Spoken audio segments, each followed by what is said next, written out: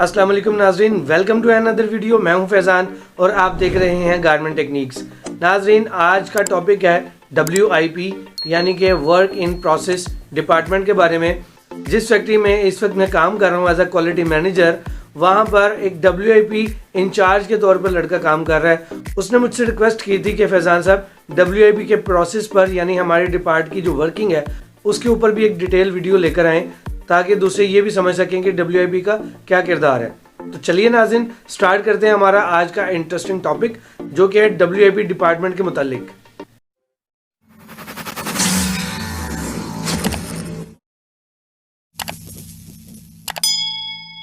तो दोस्तों, आज की इस वीडियो में मैं आपको कम्प्लीटली तौर पर यह बता दूंगा कि WIP का वर्किंग स्टाइल क्या है, उनकी जिम्मेदारियां क्या हैं और WIP जो है उसकी एब्रीविएशन क्या है और वो किस किस डिपार्ट में किस किस तरह से किस तरीके से इन्वॉल्व रहता है। सबसे पहले WIP की एब्रीविएशन समझ लेते हैं, यानी W का क्या मतलब है, I का क्या मतलब है और P का क्या मतलब है। WIP की एब्रीविएशन है वर्क इन प्रोसेस, यानी कि जो काम है वो चलता रहना चाहिए, वो प्रोसेस में रहना चाहिए। तो वो किस तरह रहेगा जब एक डिपार्टमेंट सर्विस दे रहा होगा हर डिपार्टमेंट को हर लेवल पर, तो इसलिए हर डिपार्टमेंट का वर्क इन प्रोसेस जनरेट भी होता रहेगा और चलता भी रहेगा बिना किसी रुकावट के। ठीक है दोस्तों, सबसे पहला जो WIP का काम होता है वो स्टार्ट होता है कटिंग डिपार्टमेंट से। कटिंग डिपार्टमेंट जब भी कोई ऑर्डर कटिंग करता है, चाहे वो शर्ट का हो, पैंट का हो, डांगरी हो, चाहे वो लेदर का कोई काम हो या कोई भी ऐसी प्रोडक्ट जो कि लिबास के तौर पर पहनी जा रही हो या फिर कोई और प्रोडक्ट हो जहां पर WIP का मेन किरदार हो, तो WIP डिपार्टमेंट वहां पे फुली इन्वॉल्व होता है और वो दूसरे डिपार्टमेंट को सर्विस दे रहा होता है, एक डिपार्टमेंट से लेकर दूसरे डिपार्टमेंट तक। तो दोस्तों, क्योंकि हमारा जो काम है वो प्राइवेट सेक्टर अपैरल सेक्टर से है, जिसमें जीन्स की पैंटें, शर्ट्स, जैकेट्स, हुड्स वगैरह तैयार होते हैं, वहां पर का है, तो इसलिए हम डिस्कस कर रहे हैं कि कटिंग में से कौन से पार्ट्स किस डिपार्टमेंट में मूव होंगे।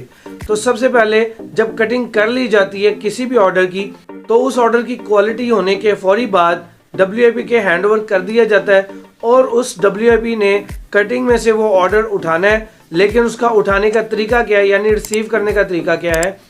अगर एक ऑर्डर में 5 कट हैं और एक कट में 10 बंडल हैं, तो वो पहले 5 कट कंप्लीट करेगा।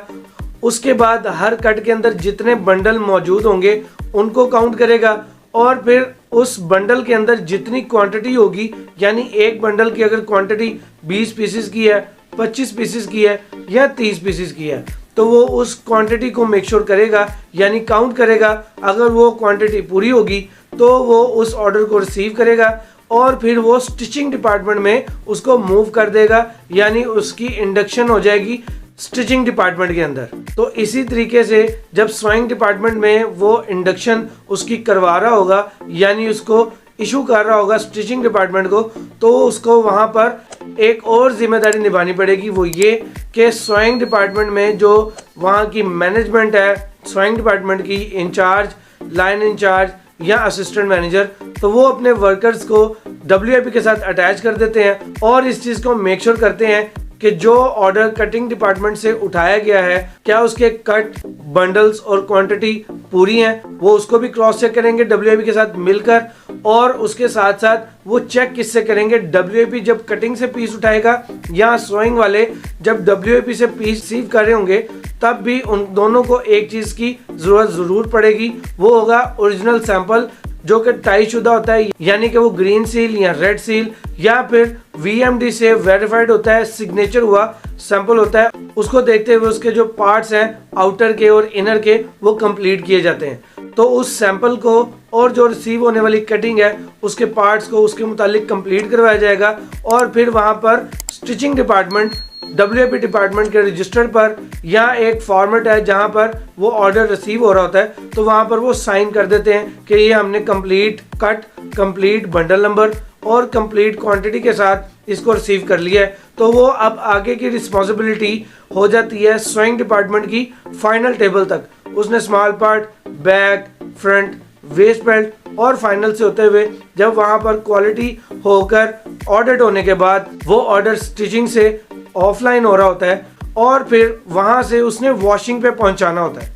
वॉशिंग पर भी उसने पहुंचाकर उनको रिसीव करवाना होता है, और जब वो ऑर्डर जीडीपी डिपार्टमेंट और जीडब्ल्यूपी डिपार्टमेंट से होकर निकलता है तो फिर उसको इन हाउस ले लिया जाता है। यानी कि अगर आउटसोर्स पे आपकी वॉशिंग है तो आपका वो ऑर्डर इन हाउस आ जाएगा, और अगर आपकी वॉशिंग अपनी है, कंपनी की अपनी वॉशिंग है, तो वॉशिंग डिपार्टमेंट से फिर फिनिशिंग डिपार्टमेंट में मूव हो जाएगा। वो भी डब्ल्यूआईपी डिपार्टमेंट की ही रिस्पॉन्सिबिलिटी होती है कि जैसे सोइंग से वॉशिंग डिपार्टमेंट में क्वांटिटी पूरी करके दी गई थी, उसी तरीके से वॉशिंग से रिसीव करके कंप्लीट 500 पीसीज वो फिनिशिंग डिपार्टमेंट को रिसीव करवाना है, इशू करना है। तो जब फिनिशिंग डिपार्टमेंट उसको रिसीव कर लेगा तो उसके बाद डब्ल्यूआईपी की कंप्लीट रिस्पॉन्सिबिलिटी पूरी हो जाती है, और उसके बाद उस ऑर्डर का उसने फॉलोअप नहीं करना होता। तो ये था दोस्तों डब्ल्यूआईपी डिपार्टमेंट का वर्क प्रोसेस और उसकी रिस्पॉन्सिबिलिटीज, और किन किन डिपार्टमेंट से कैसे कैसे उसने रिसीव करना और इशू करना है। तो दोस्तों उम्मीद करता हूँ कि आपको आज की इस वीडियो से काफ़ी कुछ समझने को, जानने को मिला होगा। तो अगर आपको ये वीडियो पसंद आई हो तो इसको लाइक और शेयर कीजिएगा, और मेरे इस चैनल को सब्सक्राइब करना बिल्कुल भी मत भूलिएगा। मैं मिलूंगा इसी तरह के एक इन्फॉर्मेटिव टॉपिक के साथ, तब तक के लिए मुझे दीजिए इजाज़त। मैं हूं फैजान। अस्सलाम वालेकुम।